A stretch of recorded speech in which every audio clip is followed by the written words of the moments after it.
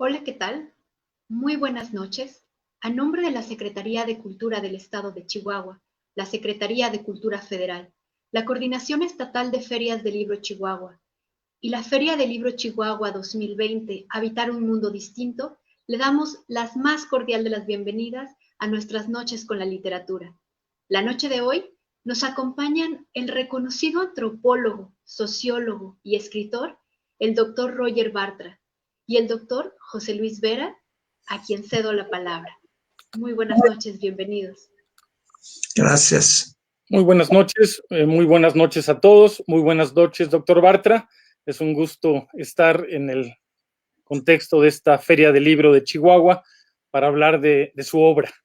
Buenas noches. Pues yo estoy muy buenas noches, estoy muy agradecido que me hayan invitado y es un placer volver a platicar con el doctor Vera, con quien tengo una ya vieja amistad. Pues vamos a hacer una breve semblanza del doctor Bartra. Habrá que decir que el doctor Bartra es de origen catalán, así que aunque suele pronunciarse su nombre como Roger Bartra, pues en realidad sería algo así como Roger Bartra, ¿no? Para evitar esos matices, pues me referiré a él como el doctor Bartra, quien es doctor en Sociología por la Sorbona en París y se formó en México como etnólogo en la Escuela Nacional de Antropología e Historia. Dirigió durante casi 6 años la revista cultural La Jornada Semanal, de la cual tengo gratísimos recuerdos. Recuerdo que fue una época dorada de ese suplemento cultural. Es miembro del Instituto de Investigaciones Sociales de la Universidad Nacional Autónoma de México desde 1971 y desde 2004 es investigador emérito. Además, ha sido profesor en importantes universidades en Venezuela, Estados Unidos y en Europa. Ha desarrollado una excepcional obra con gran valor científico-social como investigador y como ensayista. Como investigador se ha internado en diversos temas como la situación agraria de México, la identidad nacional, la modernidad y la mitología europea. Su trabajo ha adquirido reconocimiento internacional. Casi todos sus libros y ensayos significativos han sido traducidos y publicados en otros idiomas y en 2012 fue elegido miembro de la Academia Mexicana de la Lengua. Bien, pues un gusto poder estar otra vez con usted, doctor Bartra. Yo creo que hablar de su obra, que podemos caracterizar como abundante, como diversa, yo diría en ocasiones incluso atípica en el seno de las ciencias sociales en México, cuando uno reflexiona o hace un poco un vuelo muy por encima de la obra, pues ve que originalmente está marcada por el materialismo histórico, por el marxismo, por la preocupación por lo local, tanto en el pasado prehispánico como en la actualidad, el agro mexicano o la identidad nacional, para luego desarrollar una obra a veces con un carácter distinto, ocupado por la mitología europea, la noción del salvaje, la melancolía, hasta modelos sobre el cerebro y la inteligencia artificial. Y todo ello acompañado con un conjunto de libros y ensayos sobre política nacional. Así que me gustaría empezar por el principio. Hace un momento hice referencia a su origen familiar catalán. Me gustaría preguntarle qué significó el exilio derivado de la Guerra Civil Española en su formación como persona, como ciudadano, como antropólogo, como científico social. Bueno, yo creo que el exilio de mis padres es una experiencia que me marcó profundamente, tan profundamente que yo mismo me considero exiliado. De alguna manera, bueno, mi formación fue europea, de padres europeos, catalanes, españoles, que tuvieron que huir del franquismo después de perder la guerra civil. Yo heredé esa tradición, me sigo sintiendo catalán, me sigo sintiendo exiliado y además soy hijo de 2 escritores. Mi madre era novelista, mi padre era poeta y eso realmente me marcó profundamente. Así que pues crecí con esa condición plural, digamos, binacional, de ser al mismo tiempo europeo y latinoamericano, al mismo tiempo catalán y mexicano. Eso es. Me supongo que eso habrá tenido que ver, entre otros muchos motivos, pero quería preguntarle qué lo orientó hacia las ciencias sociales, hacia la antropología, inicialmente a la etnología y luego hacia la sociología. Pues la verdad que fue la inquietud política. Yo inicialmente estudié arqueología, terminé la carrera, pero no me recibí como arqueólogo, porque en aquella época, muy influido por la izquierda, descubrí el marxismo, me convertí en un militante comunista, en un militante de izquierda, y consideré, me dio la impresión de que la arqueología no era suficiente. Yo quería dedicarme a una ciencia social que tuviese contacto con la realidad política mexicana. Y por eso me cambié de carrera. Bueno, terminé la carrera de arqueología, escribí algunas cosas de arqueología y me puse a estudiar antropología social y etnología. ¿Por qué? Porque eso me acercaba a lo que en aquella época me comenzó a interesar profundamente, el mundo rural mexicano, el mundo campesino, un espacio de tremenda miseria, conflictos muy agudos. Eso es lo que me atrajo, así que fueron razones políticas. Eso es. Mencionaba yo al principio que algo que llama la atención, de hecho, es algo que me ha llamado muchísimo la atención a mí personalmente, es la diversidad de temas que poco a poco iremos abordando, pero que parecen a veces ser disímbolos bajo ciertas perspectivas. Yo quería preguntarle si existe un hilo conductor que usted considere que atraviesa longitudinalmente, independientemente de los temas específicos, la totalidad de su obra. Bueno, yo debo confesar que también me he hecho la misma pregunta, si existe un hilo conductor en tanta diversidad, y yo todavía no encuentro realmente el hilo, pero espero pronto encontrarlo. Es un motivo de reflexión. Lo que más me ha inquietado, desde luego, es el tema el problema de la diversidad de líneas de investigación y de reflexión. Es algo que no es natural, no es normal, es un tanto anómalo, y muchos en el medio académico consideran que es algo perjudicial. Yo, además de trabajar simultáneamente y a veces alternadamente en diferentes temas, he acercado mis investigaciones a la literatura. Y he considerado que hay que derribar esa frontera entre las ciencias y las artes o la literatura especialmente. En eso, desde luego, pues fui muy influido por mis padres, escritores ambos, y desde muy joven, por lo tanto, siendo arqueólogo primero, ya tenía una atracción muy grande por manejar el lenguaje de manera literaria, etcétera. Y eso con el curso del tiempo se fue acentuando. Ahora, empecé siendo arqueólogo y salté al mundo campesino. En el mundo campesino hay mucha presencia de indígenas, por supuesto, y ahí pues hay una conexión evidente, ¿no? Un arqueólogo y un etnólogo están trabajando en principio sobre un objeto de estudio que el mundo indígena, que tiene su origen en el pasado prehispánico. Ahí hay una conexión bastante clara, aunque hay un salto de siglos.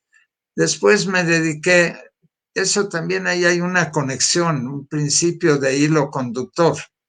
El tema del nacionalismo y de la identidad nacional del mexicano, del carácter nacional del mexicano, es algo que en el México del siglo XX hundió sus raíces muy profundamente en la realidad agraria, en la realidad campesina, en donde muchos pensadores, artistas creían que se hundían las raíces de la identidad nacional.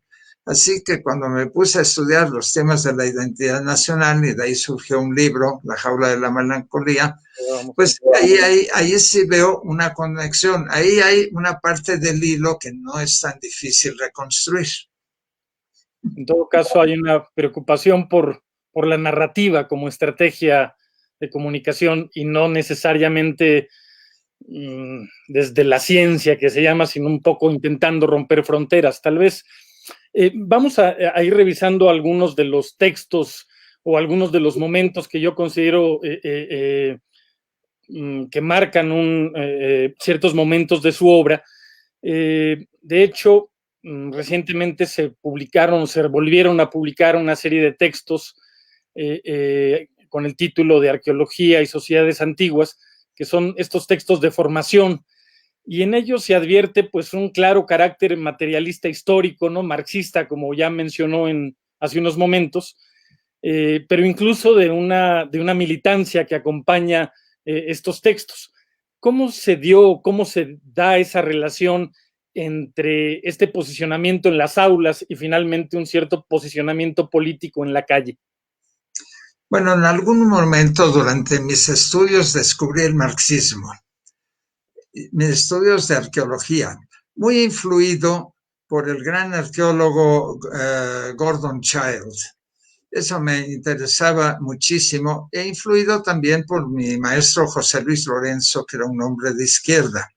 Descubrí el marxismo y al poco tiempo, no sé qué, me impulsó a una militancia radical. De hecho, tan radical que me acerqué, formé parte de un grupo de vocación guerrillera encabezado por Rubén Jaramillo. Y en aquella época incluso participé en una aventura pseudo guerrillera en Arcelia, Guerrero.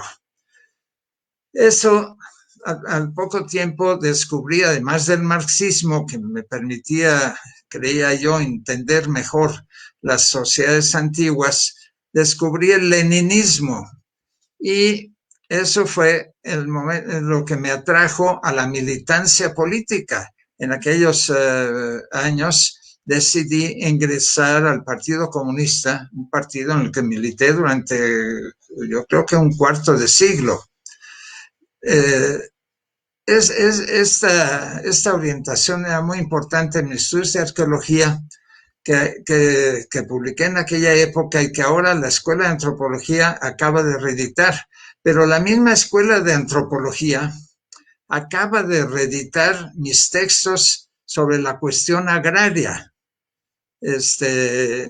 Muy recientemente, hace un par de meses, yo creo, en un cierto rescate de ese antropólogo que era yo en aquella época, muy radical, pero que yo creo, y por eso acepté que se volviesen a publicar, que a pesar del dogmatismo que impregna muchos de mis ensayos, hay elementos muy valiosos, hay un trabajo de investigación muy serio y muy interesante, y que además refleja el mundo cultural y político de los jóvenes de los años 60 y 70. En ese sentido, nos explica cómo se posicionó políticamente en esa época. ¿Ha cambiado mucho su postura respecto de ese asumir una condición de ser político? Ha cambiado en el sentido que, siendo marxista-leninista, dejé de ser primero leninista. El leninismo lo abandoné. No abandoné el marxismo, pero le agregué bebedianismo, durkheimianismo, etcétera. Es decir, el marxismo me sigue pareciendo una de las teorías más potentes para entender el capitalismo. Pero claro, como el capitalismo ha cambiado mucho desde los tiempos de Marx, pues necesitamos muchas otras herramientas. Además, pues yo cada vez me dediqué más a temas de índole cultural, etcétera, en donde el marxismo pues no había hecho buenas incursiones ni aportaciones demasiado interesantes. Entonces, no me fui alejando del marxismo, me fui alejando de los aspectos más dogmáticos, evidentemente, del marxismo, y como decía, y del lado leninista, ese sí lo deseché completamente. Pero lo otro no. Pero fui avanzando en otra temática. pues la temática pues la misma temática del campesinado obligaba a cambiar muchas de las tesis básicas del marxismo, de las tesis ortodoxas tradicionales. Y ya en esa época, por lo tanto, empecé a cambiar. Justo sobre eso le quería preguntar, es una obra temprana que acaba de ser reeditada y a 50 años de distancia, pues uno se plantea, ¿cómo ve esa obra que en ese momento estaba preocupada por ciertos temas que eran muy vigentes en ese momento, como el llamado despotismo oriental, una especie de posicionamiento a veces determinista ambiental asociado a las propuestas de Wittfogel, una especie de percepción y discusión sobre la unilinealidad o multilinealidad de la historia, que son temas que constantemente salen en los trabajos de esa época. A 50 años de distancia, al menos un poco ya lo avanzó. ¿Cómo percibe ese tipo de trabajos? Bueno, los veo como de otra persona, en cierto sentido, aunque desde luego me siento profundamente conectado con esa persona que yo era. Abandoné la arqueología, abandoné esa perspectiva dogmática marxista. No he abandonado el interés por la historia antigua de México, desde luego, pero ya no trabajo sobre ello, tengo un interés y es algo pues lejano, pero bueno, es como la niñez. Esa fue no mi adolescencia, mi primera juventud. Es como la niñez, uno ve muy lejana la niñez y al mismo tiempo descubre que ese niño, y aquí se podría ampliar a ese muy joven que era yo cuando hacía esas investigaciones, sigue aquí, no ha desaparecido, es la misma persona y de alguna manera yo no he renegado de ninguna manera de esos estudios, yo me estoy convencido que tuvieron cierto nivel y cierta calidad y por eso estoy contento que se hayan vuelto a publicar. Pero, por otro lado, ya no son producto del yo, digamos, del yo literario, del yo científico de hoy en día. En ese sentido están muy, muy lejos.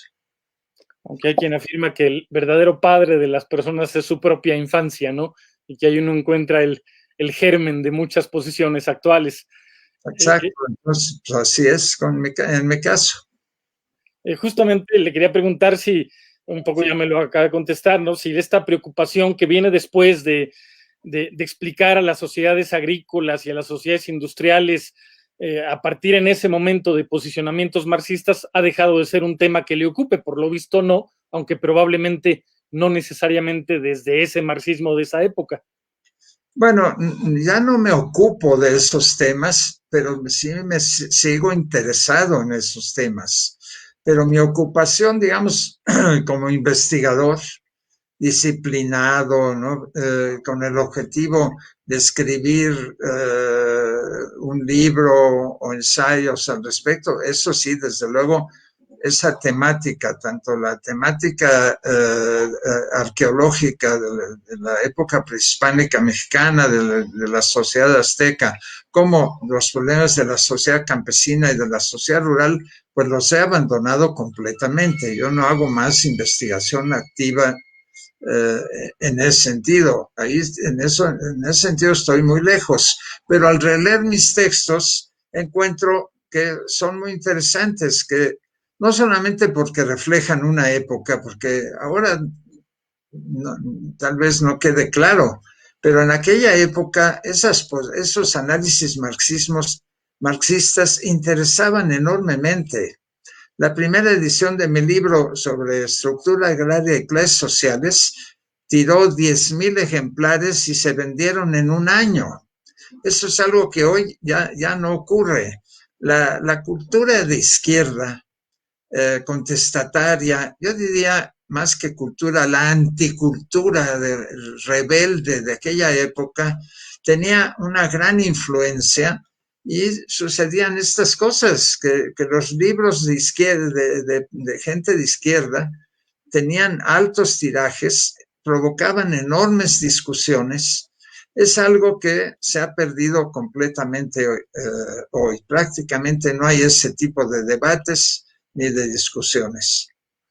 Para terminar con esta parte, digamos, de su obra y esta fase, digamos, de su desarrollo como investigador, me gustaría preguntarle si el movimiento del 68 tuvo algún impacto justamente en su concepción como antropólogo, en su práctica, en su quehacer. No, pues profundamente, enormemente. Ese sí me ha moldeado en mucho en mi perfil político, el perfil político que tengo hoy en día. Yo, como era un militante de izquierda, un militante comunista, tenía muchas dificultades para encontrar trabajo en México. Esa era una situación muy difícil. Me acogió durante un tiempo un organismo estatal que dirigía el general Lázaro Cárdenas, que abría sus puertas a la gente de izquierda, pero siendo un radical de izquierda en México, se vivía muy mal en los años 60. Así que decidí irme a Venezuela y eso fue en 1967. Y yo el 68, sobre todo el 68 mexicano, lo pasé, los grandes acontecimientos del 68 los viví desde lejos. Claro que en Venezuela, yo era profesor en esa época de la Universidad de los Andes, la región que colinda con Colombia en Venezuela. Ahí también hubo, aunque fue al año siguiente, en el 69, un pequeño movimiento de protesta, pero fue un acontecimiento tremendo y que abrió las puertas. Yo creo que lo mismo pasó en México, pero eso me ocurrió mucho más claramente en Venezuela, que descubrí el enorme valor de la democracia. No de esa democracia de la que hablaban los marxistas-leninistas, que en realidad era una dictadura. No, la democracia representativa ligada a sistemas de carácter liberal, etcétera. En esa época en que viví en Venezuela, el país, Venezuela, era uno de los muy pocos países democráticos que había en nuestro continente, en América Latina. Y bueno, fue mi gran sorpresa descubrir el enorme valor de la democracia, de esa democracia de la que habíamos renegado siempre militantes radicales, y descubrir que tenía un extraordinario valor, que era muy importante, y que la democracia podía funcionar en un contexto como el venezolano, capitalista, de hecho muy dominado por lo que nosotros entonces llamábamos el imperialismo, es decir, dominado por las compañías petroleras, porque Venezuela era y sigue siendo un país esencialmente productor de petróleo. Eso me cambió completamente el esquema y me volví, de hecho, dentro del espacio comunista, marxista, en un reformista o en un revisionista, como se decía despectivamente en aquella época, justamente porque descubrí ahí el valor de la democracia, y eso lo detonó el movimiento de 68, tanto el francés como lo poco que hubo en Estados Unidos, en Berkeley, en Madison, en Wisconsin, y desde luego lo que había ocurrido en México. Así que cuando a fines de 68 tuve vacaciones y vine a México, descubrí un país desolado después de la terrible represión que había ocurrido el 2 de octubre, una cosa verdaderamente terrible, y regresé pues todavía con una convicción más firme de que la democracia tenía que ser uno de los ejes más importantes, si no es que el más importante, de las posiciones de la izquierda. Esto es. Voy a dar un giro para abordar los aspectos de su obra. En 1987 publica un libro que a mí me atrajo poderosamente, entre otras cosas, por mi propia formación como antropólogo físico originalmente, que es La jaula de la melancolía, ¿no? Identidad y metamorfosis de lo mexicano. Parece un libro distinto respecto de lo que venía produciendo, y en un sentido creo que lo es, ¿no? Aunque seguía ocupándose de la identidad nacional, de la identidad del mexicano, lo hace a través de la metáfora del ajolote, como un ser en transición, que no madura, que está en espera de llegar, por así decirlo, a la modernidad. Yo recuerdo que incluso en el libro se hacía referencia que era una especie de juego macabro, donde se comparaba al ajolote con la identidad del mexicano. ¿Podría abundar un poco al respecto de La jaula de la melancolía y qué papel, cómo surge el libro en el contexto de su obra? Bueno, ese es posiblemente mi primer libro claramente literario, pero que además es el fruto de una investigación antropológica y sociológica muy detenida y considero muy seria. Ya había explorado estos temas que me interesaban mucho, cómo se legitimaba el sistema político mexicano, que no era un sistema democrático. Me di cuenta que la cultura nacional, la identidad nacional, la definición del carácter del mexicano estaba estrechamente ligado a mecanismos de legitimación de sistemas políticos no democráticos, pero que no eran totalmente una dictadura tremenda al estilo de las dictaduras militares en Sudamérica de aquella época. Ese era el misterio que yo quería resolver cuando inicié mi investigación sobre la identidad nacional del mexicano, sobre el carácter nacional y sobre el nacionalismo. Tenía, pues, por un lado, esa inquietud sobre los mecanismos de legitimidad, pero al mismo tiempo, yo desde hacía mucho tiempo estaba interesado en los temas biológicos y temas neurológicos simultáneamente. Entonces descubrí, porque con frecuencia iba a Xochimilco, descubrí que había este curioso animalito que todavía en aquella época en que yo escribía en los años, a mediados de los años 80, cuando escribía La jaula de la melancolía, todavía vendían ajolotes en el mercado de Xochimilco, no para tenerlos en un acuario como así hice yo, que compré varios y los tenía en mi casa y me inspiraban, sino para comérselos, porque se hacían muy ricos tamales y tacos con el ajolote. Ahora pues es una especie en extinción y ya eso ni pensarlo. Esa peculiaridad que se llama neotenia, característica del ajolote, esa peculiaridad de una especie que es capaz de mantenerse en su estado, digamos, juvenil, embrionario, y reproducirse como tal, sin metamorfosearse en una salamandra, porque a fin de cuentas, en cierto sentido, el ajolote es la larva de una salamandra, pero es una larva que adquiere madurez sexual y no se metamorfosea nunca.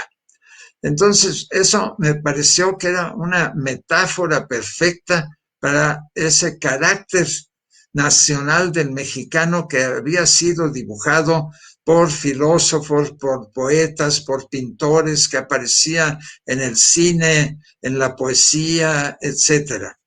Dije, no, pues esta es la metáfora perfecta de esa invención tan tremendamente sofisticada de la cultura nacionalista y popular del siglo XX.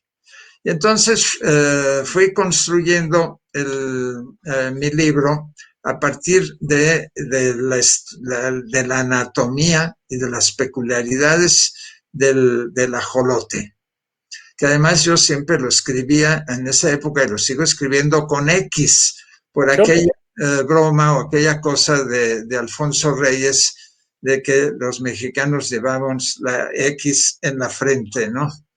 Que México escribe con X, etcétera. Si México escribe con X, pues ajolote se tendría que escribir también siempre con X. Ahora, con esta preocupación empecé a trabajar, pero me ocurrió que fui invitado, creo que hice un viaje largo, una temporada de investigación larga en Estados Unidos. En aquella época pensé, y sigo pensando que fue una decisión acertada, que para reflexionar sobre el tema de la cultura nacional, del nacionalismo mexicano y de la identidad nacional, lo mejor era alejarse e irse al extranjero. Y tuve la oportunidad de ser, bueno, me invitaron a ser profesor en la Universidad de Wisconsin, en la ciudad de Madison, al norte de los Estados Unidos, muy cerca de la frontera con Canadá, y estuve ahí un año y ahí prácticamente terminé el libro. Claro, me ayudó mucho el sistema bibliotecario norteamericano de las universidades norteamericanas, que es algo fabuloso, y la Universidad de Wisconsin tenía una extraordinaria biblioteca. Y así fue como terminé ese libro que incluye reflexiones muy literarias, porque yo creo que es un texto literario, reflexiones biológicas, reflexiones sociológicas y antropológicas, incluso psicológicas, todo ello, digamos, armado cosido con un hilo irónico, porque la clave de ese libro es la ironía. Y el utilizar la metáfora del ajolote para representar el carácter nacional del mexicano, pues es evidentemente un recurso irónico muy claro. En ese sentido, doctor Bartra, ¿cómo se da este acercamiento a la biología, al pensamiento evolucionista, que luego marcará algunas otras fases de su obra? Y lo comento porque no es usual en la antropología mexicana y a veces en otras antropologías que los denominados científicos sociales se acerquen a estas posiciones que a veces, a mi juicio, descartan casi espontáneamente como deterministas o reduccionistas. Y me llama la atención que, bueno, en la jaula de la melancolía se acerca para hacer esta metáfora, esta analogía, pero va a retomar este pensamiento biológico, este pensamiento evolucionista, sobre todo en las últimas fases de su obra, ¿no? En las más cercanas. Bueno, yo creo que mi interés por la biología, y de hecho también por la neurología, por el tema de la evolución, sí es muy antiguo en mí. De hecho, yo cuando estudiaba el bachillerato había decidido estudiar biología. Estuve con esa intención un largo tiempo. Claro que fui mudando también durante un buen tiempo. Yo quería ser astrónomo, estudiar física o astronomía.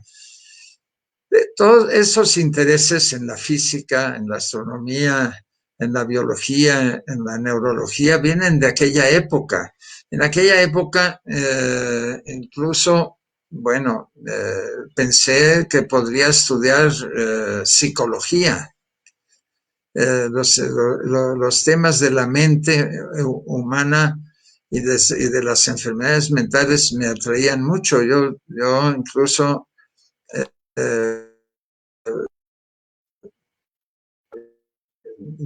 guiado por mi curiosidad, visité el famoso manicomio de la Castañeda, que ya no existe más, que se ha... Así que mi interés en esos temas, yo desde muy joven me había interesado en la biología, tan importante o más que Marx, ya desde esa época.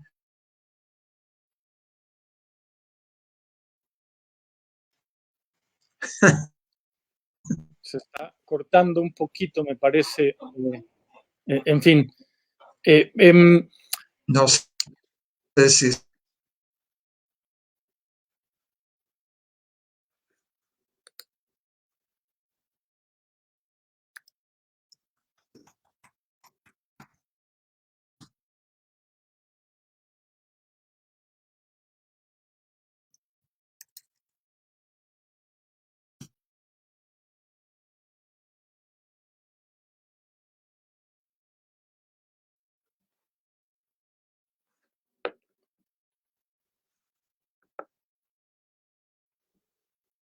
Bueno, parece que se rompió la conexión. No sé si Esperamos un momento a que se vuelva a conectar el doctor Bartra.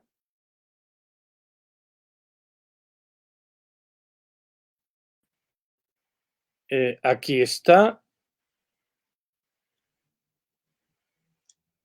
Aquí está, doctor. Se cortó momentáneamente, pero... Creo que ya volvimos a entrar. Ya estamos otra vez, doctor Bartra.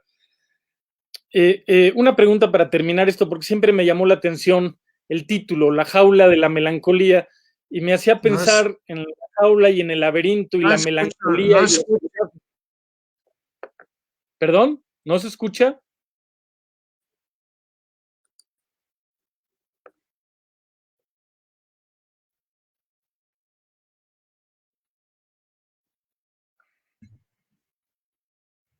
No entiendo lo que me están preguntando. A ver, ¿me escucha, doctor Bartra? No sé, me pregunto si me están escuchando a mí. Sí, ahora le escucho.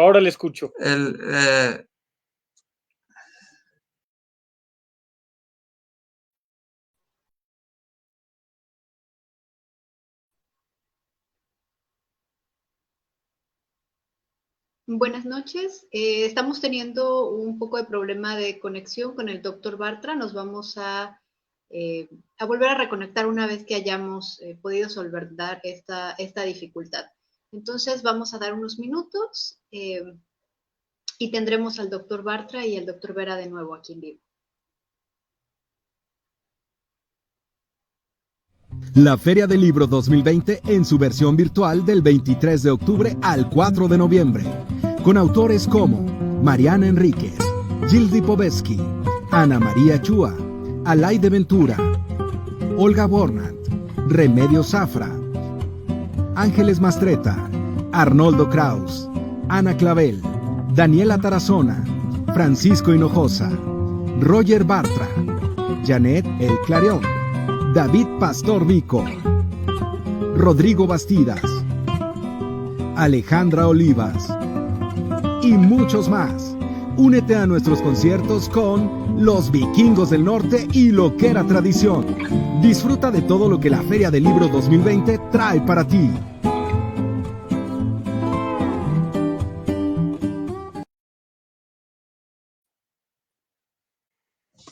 Bueno, esperemos que podamos continuar.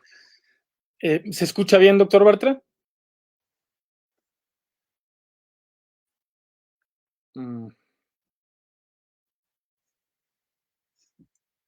No oigo bien. ¿No me escucha, perdón? A ver. ¿Se escucha? ¿Ahora se escucha?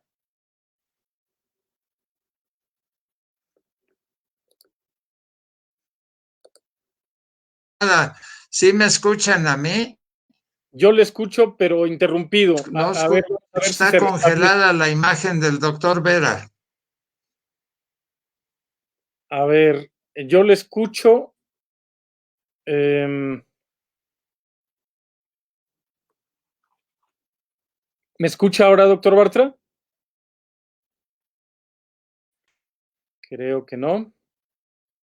Apenas vamos, de hecho, casi a la mitad de la conversación.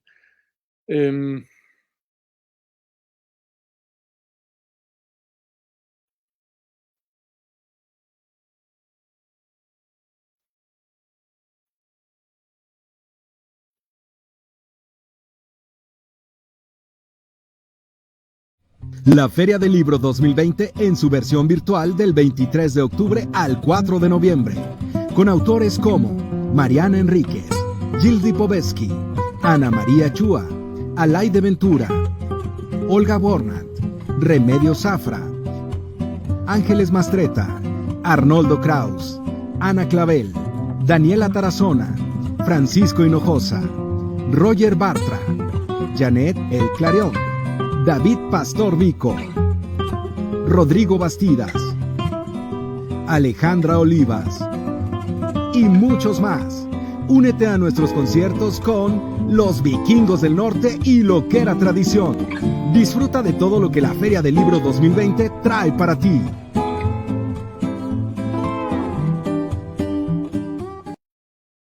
La Feria del Libro 2020 en su versión virtual del 23 de octubre al 4 de noviembre, con autores como Mariana Enríquez, Gildy Poveski, Ana María Chua, Alaide Ventura, Olga Bornand, Remedios Zafra, Ángeles Mastretta, Arnoldo Kraus, Ana Clavel, Daniela Tarazona, Francisco Hinojosa, Roger Bartra, Janet El Clarion, David Pastor Vico, Rodrigo Bastidas, Alejandra Olivas y muchos más.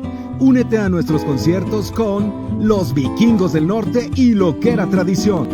Disfruta de todo lo que la Feria del Libro 2020 trae para ti.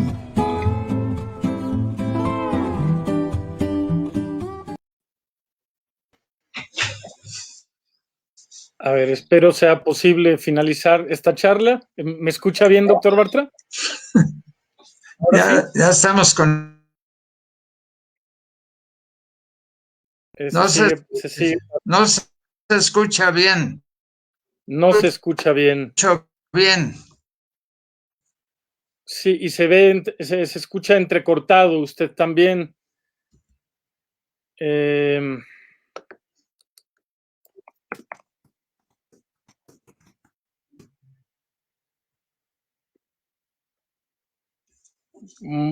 A ver, me comentan que... No le estoy escuchando nada. Nada. Me comentan que si puedo ir haciendo algunos comentarios sobre la obra en lo que se mejora la conexión. No es precisamente lo que habíamos planeado. La idea es que el propio doctor Bartra hablara de su obra, pero tal vez en lo que esto se corrige, pues habría que hacer algunos comentarios sobre La jaula de la melancolía, que en efecto fue una obra pues atípica, donde se hablaba así de la identidad de lo mexicano, pero haciendo referencia a este ser, a este ajolote, que es una especie endémica que se ubica en Xochimilco, en el sur de la ciudad. Poco después de esto, y de hecho sobre eso le quería preguntar al doctor Bartra, puedo ir avanzando un poco en ello. En los 90s aparecen dos libros que a mí me parecen claramente distintos a la obra anterior, ¿no? Que estaba claramente preocupada por lo local, claramente preocupada por un posicionamiento político, como ya lo expresó el propio doctor Bartra, que son El salvaje en el espejo y El salvaje artificial. Son dos libros donde sigue explorando el mito como narrativa que justifique un orden determinado de cosas de la realidad, pero lo hace ocupándose del mito europeo y de la figura del salvaje como una especie de ente imaginario que acompañó a Occidente a lo largo de su historia y que de algún modo venía a volver a plantear esta relación entre mitos y logos, ¿no? Entre el conocimiento científico y el conocimiento mitológico en este caso. Y digo que es una obra atípica en el contexto de hasta ese momento la obra del doctor Bartra, porque bueno, normalmente ha sido común que antropólogos de otros países hayan venido a México y se hayan ocupado de la realidad nacional o del pasado prehispánico, pero a la inversa no había sido tan frecuente, ¿no? Es decir, en este caso un antropólogo que si bien tiene raíces europeas, catalanas, como ya se mencionó, pero formado originalmente en México, aunque después doctorado en París, se ocupara de estudiar la estructura social y la estructura del mito europeo a partir de este imaginario del salvaje como ser en un sentido imaginario que daba, por así decirlo, existencia a la identidad de Occidente como grupo civilizado y culto, ¿no? Esta idea de que para asumirse Europa como grupo civilizado y culto requería de una antítesis, de algo que no fuera como la propia Europa. Y curiosamente ese otro no era un otro real, sino es un otro imaginario, ¿no? Es el imaginario del salvaje que en los textos del doctor Bartra muestra cómo preexiste al encuentro real de Europa con América o con otros grupos distintos a los grupos europeos, pero que les permite asumirse como grupo civilizado y culto. Me parece que estos dos libros son pues muy importantes dentro de la obra del doctor Bartra y de hecho una cosa que quería preguntarle ahora es cómo fueron recibidos en este contexto de un antropólogo pues del otro lado del océano, ocupándose del estudio del papel del mito en esta construcción de Occidente como grupo civilizado.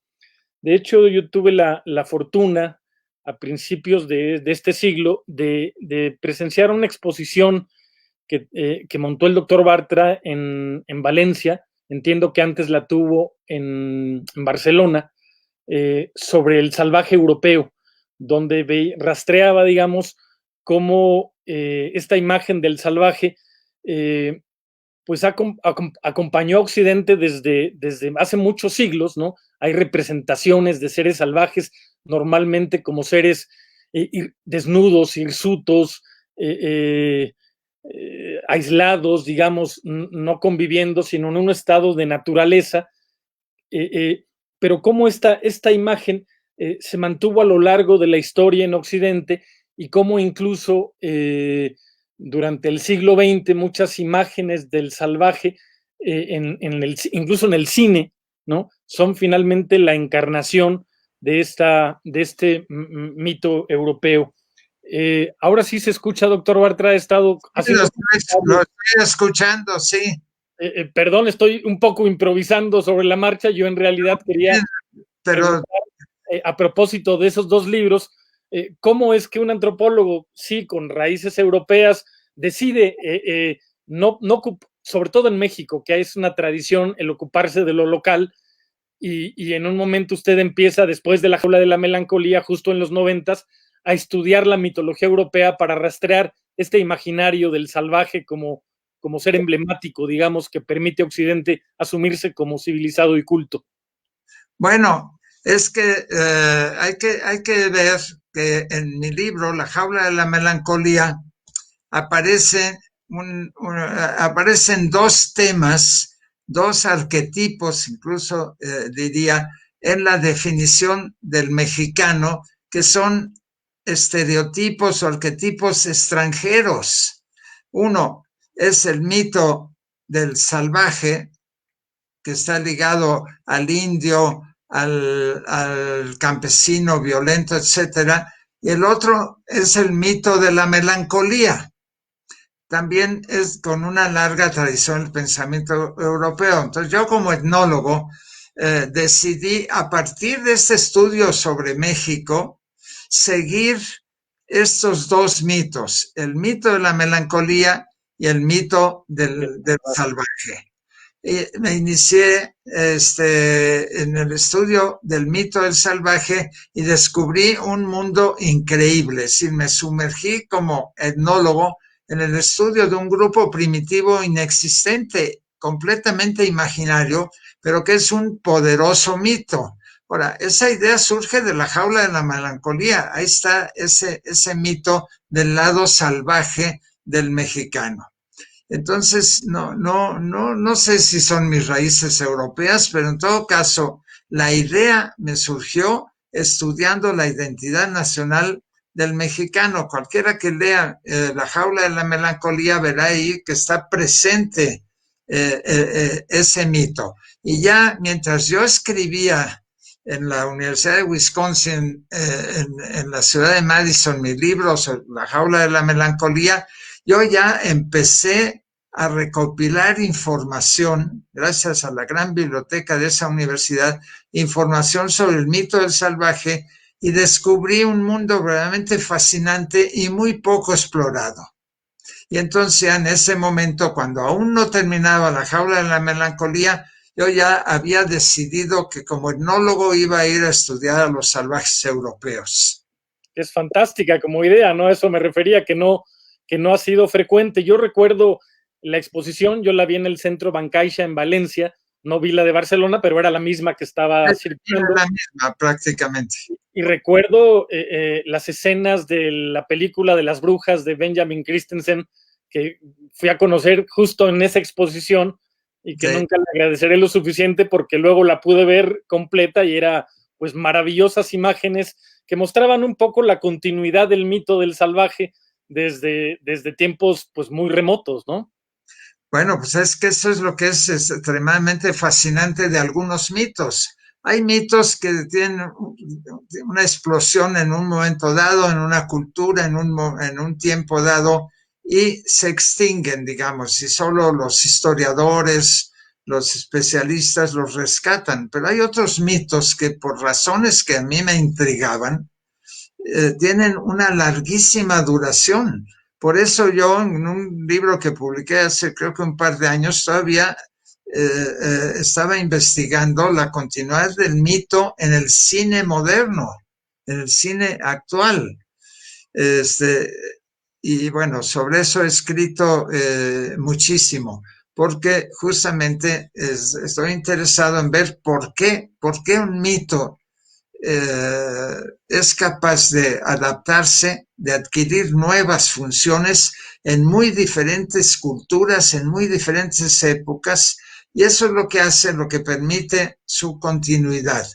Entonces, eso me interesaba muchísimo, la evolución del mito, la evolución del hombre y la mujer salvajes, ¿no? Porque no solamente es el hombre, predomina en la imaginería el hombre, el macho salvaje, digamos, pero también hay un montón de mitos en torno a la mujer salvaje. Incluso la familia, ¿no? Como de seres salvajes. Yo recuerdo algunas ilustraciones en sus libros donde muestra esta familia de salvajes con una especie de colonia.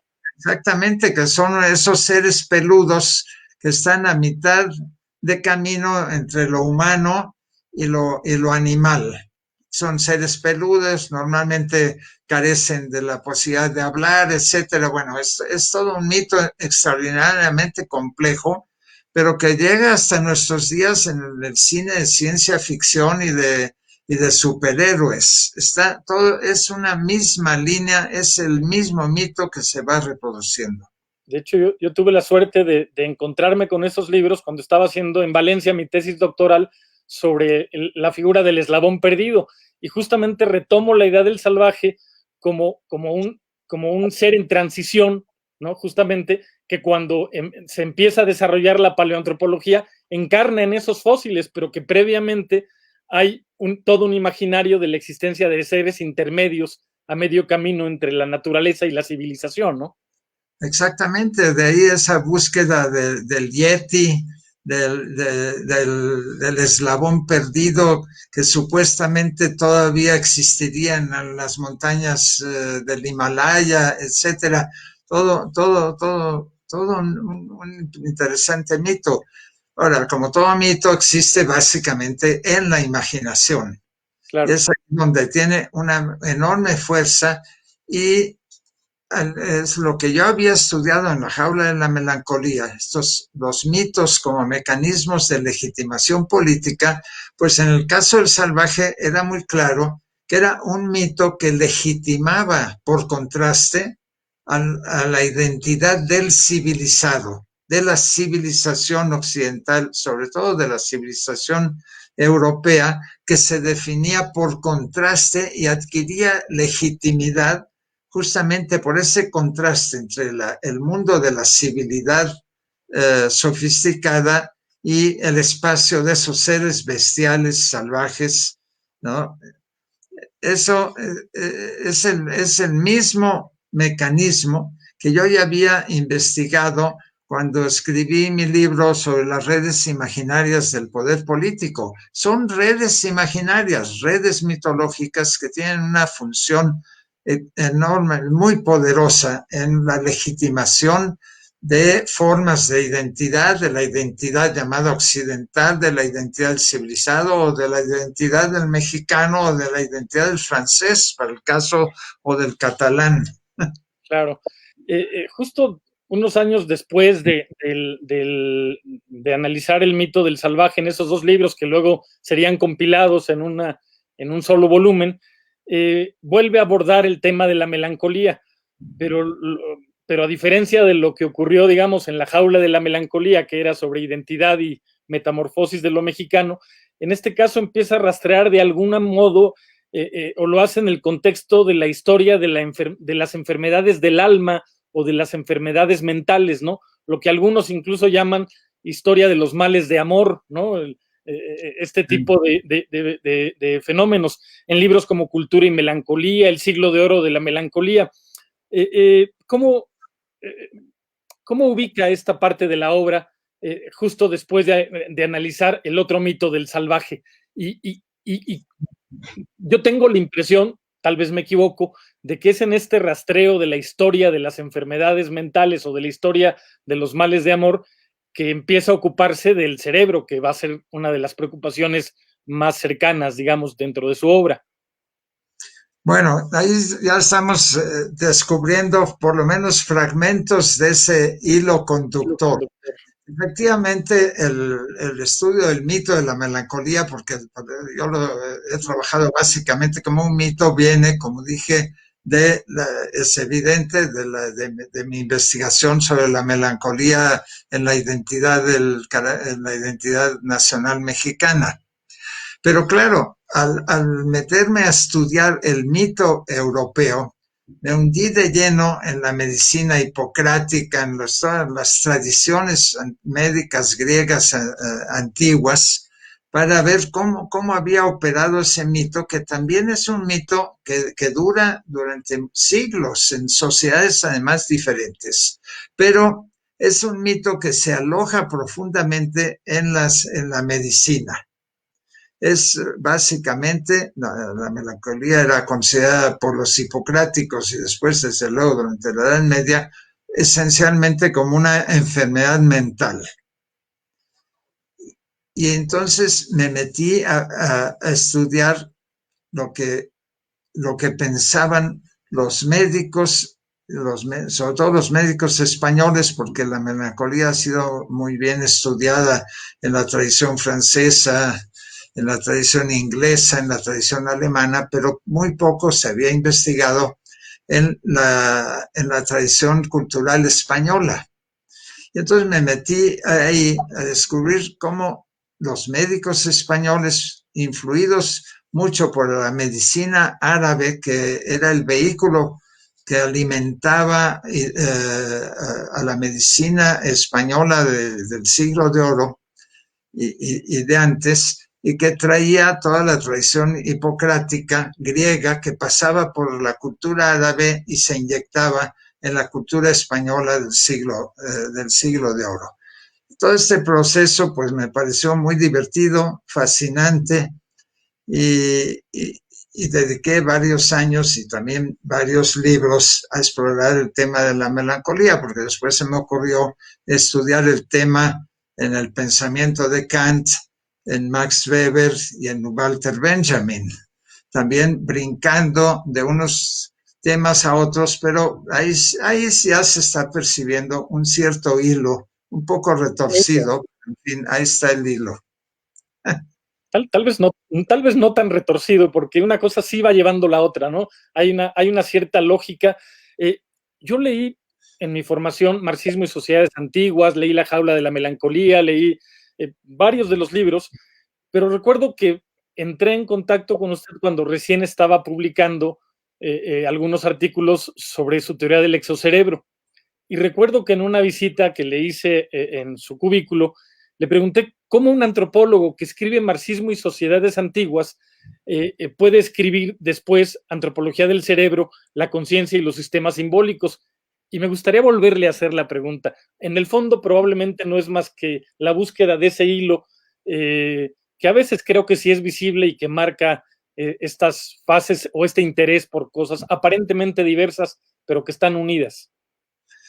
Bueno, yo veo fragmentos del hilo, pero la conexión entre mi interés, por ejemplo, mis estudios sobre el sistema de tributación en la sociedad azteca y mis teorías del exocerebro, no encuentro un hilo tan fácil de encontrar. Bueno, yo creo que sí se puede acabar encontrando, digamos, me interesaban las sociedades, como antropólogo, las sociedades primitivas. Claro que la sociedad azteca no era una sociedad tan primitiva, era una sociedad civilizada, muy sofisticada, compleja, con un sistema político muy complejo, etcétera.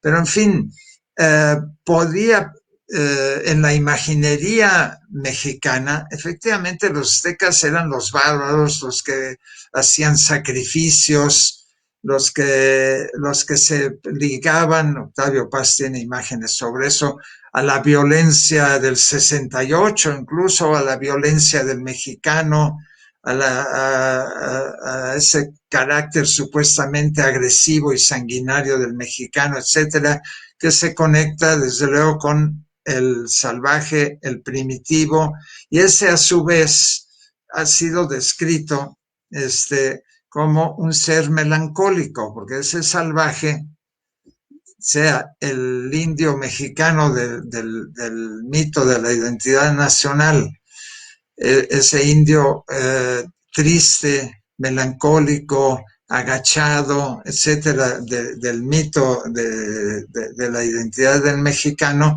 pues claro, se conecta con esta enfermedad mental, ese mito de la melancolía. Y de ahí, desde luego, al estudiar las enfermedades mentales, pues ya no había una distancia tan grande para poder saltar a mi interés sobre cómo funcionaba el cerebro. No, el cerebro normal, no las enfermedades, pero uno llega por caminos perversos y extraños a estos temas. Y así que a partir de las enfermedades mentales y sobre todo de la enfermedad que hoy se llama más bien depresión, un tema que les parece a los psiquiatras más científico que el de melancolía, que tiene resonancias poéticas y románticas que no les acaban de gustar. Claro. Llegué a interesarme, bueno, yo me interesaba en este tema desde que estaba en la preparatoria, estudiando el bachillerato, pero en fin, a interesarme ya como investigador en el tema del cerebro y desarrollé esta hipótesis del exocerebro que desarrollé primero en un artículo y después ese artículo creció y se convirtió en un libro. Después hubo otro libro, Cerebro y Libertad, que se fundió con el primero y así he ido brincando. Así que pues ya hemos ido sacando el hilito. Sí está ese hilo, pero está lleno de nudos y de rupturas. Bueno, pero es una búsqueda intelectual fascinante, ¿no? Estamos casi terminando. Tengo un par de preguntas más antes de tal vez dar la palabra, por si hay alguna pregunta de quien esté viendo esto. Y justo me gustaría preguntarle, ¿cómo es que nace esta idea de la cultura como una especie de cerebro externo que termina funcionando como una especie de prótesis? Yo recuerdo que le comenté, es una bonita metáfora y su respuesta fue, es más que una metáfora, ¿no?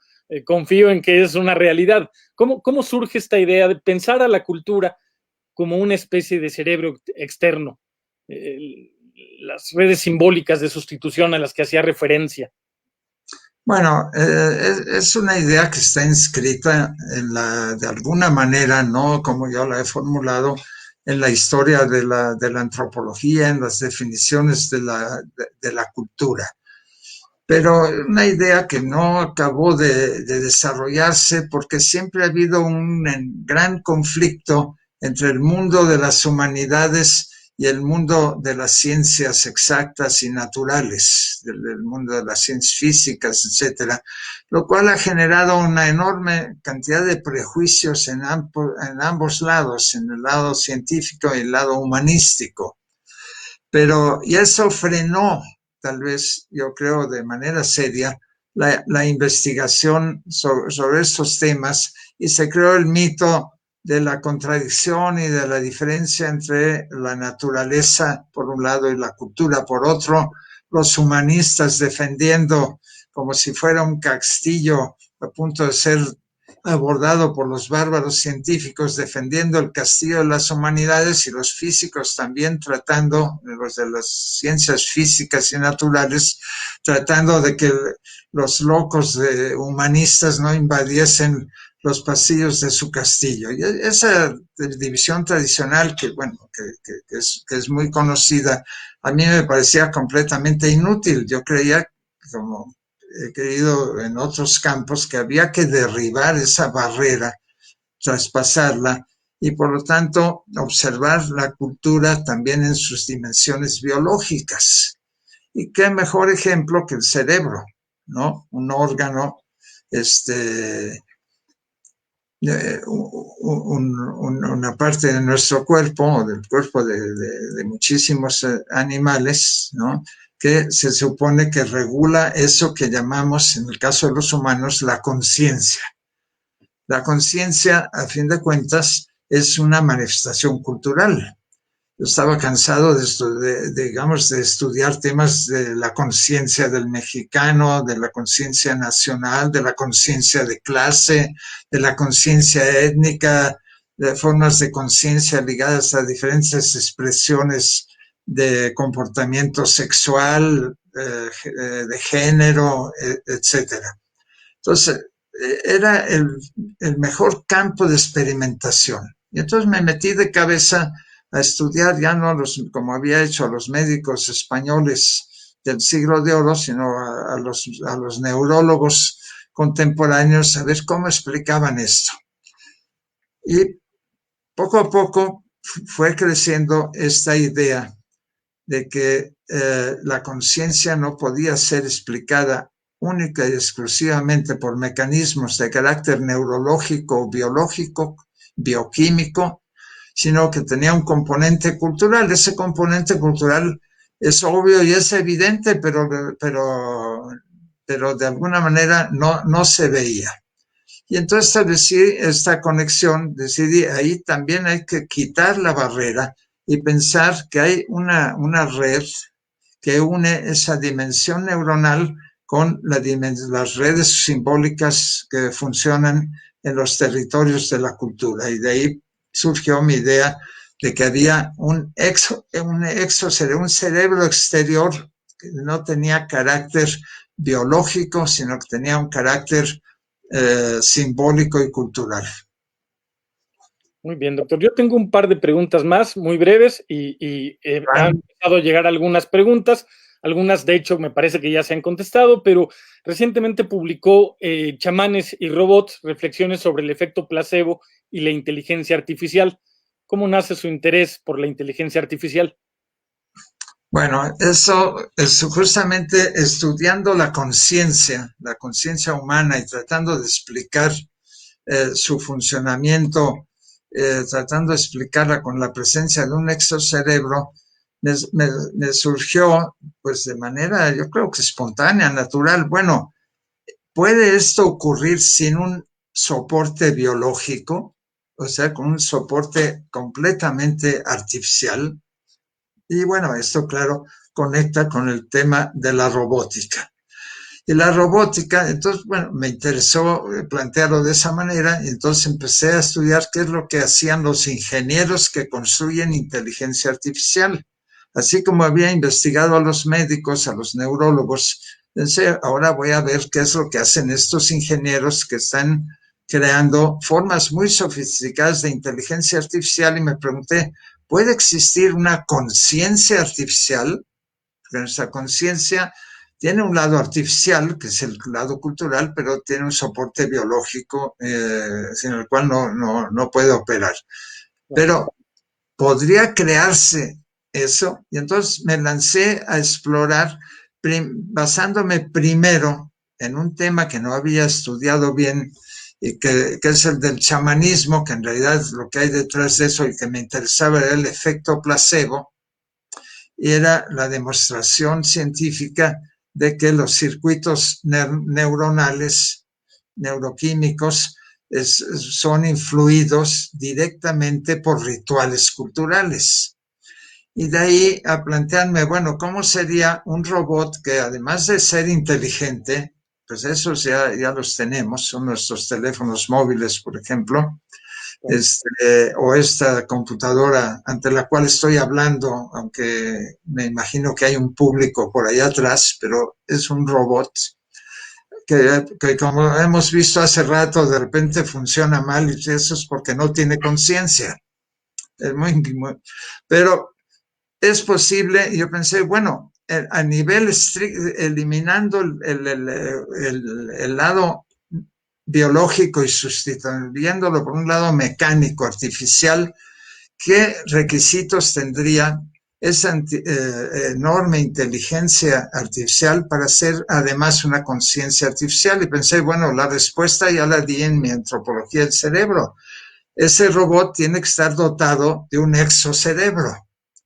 Bueno, la tarea de construir ese exocerebro se la dejo a los ingenieros, pero ahí está la idea, y yo estoy convencido que no dentro de pocos años, sino de muchísimos años, sí se va a terminar logrando construir máquinas con no solamente una extraordinaria inteligencia, eso ya nos acostumbramos a eso, sino con una conciencia artificial.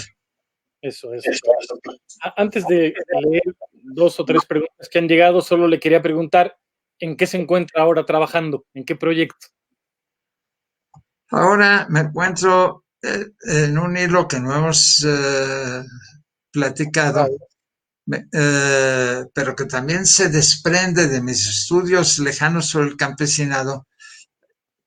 Yo no he dejado nunca de interesarme en los temas políticos y he desarrollado una serie de teorías de carácter político para explicar, como decía, los mecanismos de legitimación.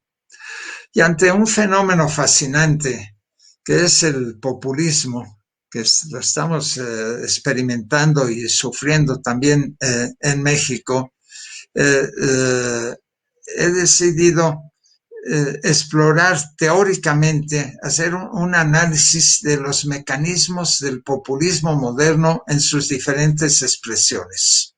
Yo eso lo he trabajado en muchos otros textos, porque además de estas líneas que hemos visto, hay esa línea que se inició cuando yo era un militante radical marxista-leninista y que no ha desaparecido, ¿no? De un investigador de izquierda inquietado por descubrir los mecanismos, cómo funciona la legitimación política y los mecanismos políticos de diferentes sistemas modernos. Así que yo estoy trabajando ahora este tema del populismo y sobre todo en sus manifestaciones mexicanas. Esto es. Pues muchas gracias, doctor Bartra.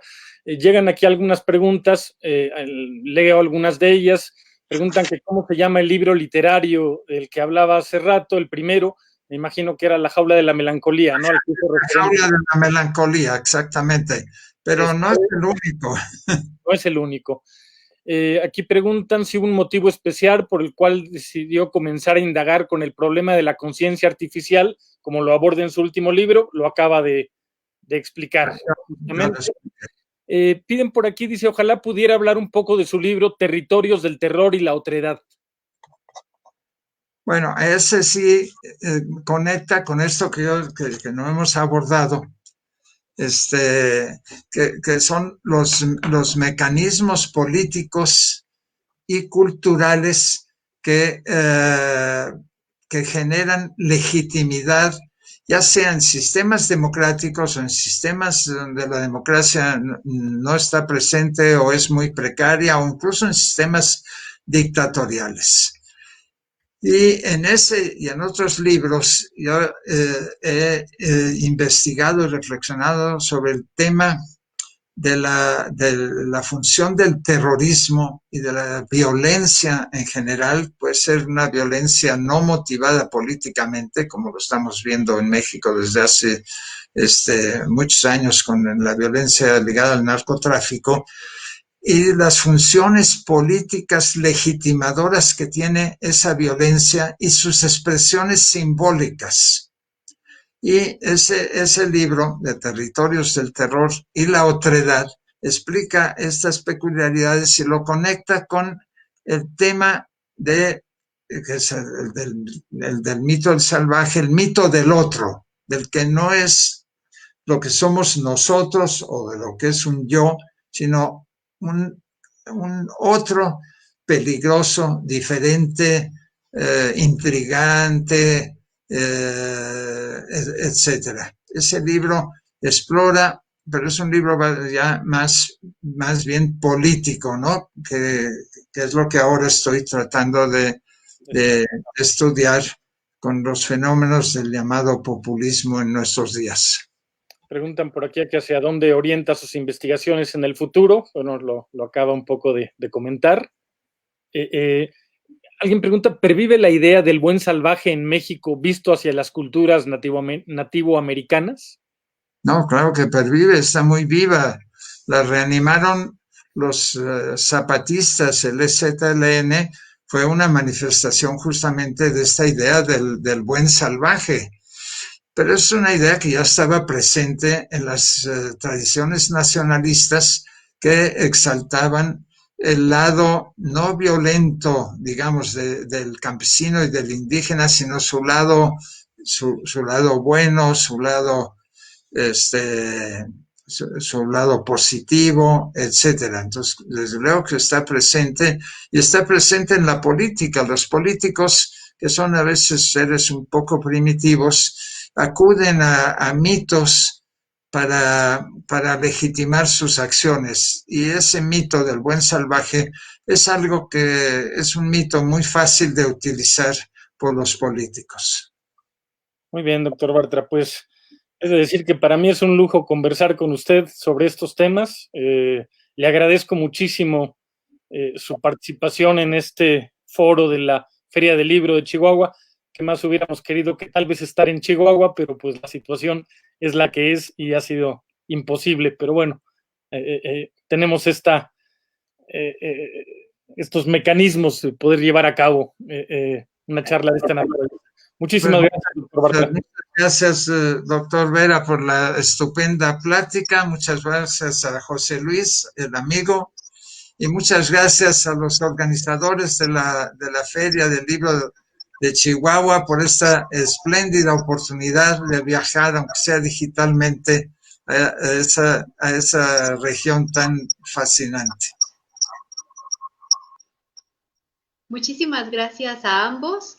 A nombre de la Secretaría de Cultura del Estado de Chihuahua, la Secretaría de Cultura a través de la Dirección General de Vinculación, a la Coordinación Estatal de Ferias del Libro Chihuahua, a la Feria del Libro Chihuahua 2020, Habitar un Mundo Distinto, agradecemos nuevamente la presencia y participación del Dr. Bartra y del Dr. Vera en nuestras noches con la literatura. Agradecemos también a la editorial Anagrama y Océano por su colaboración en la Feria del Libro de Chihuahua. Igualmente, les agradecemos a ustedes el habernos acompañado.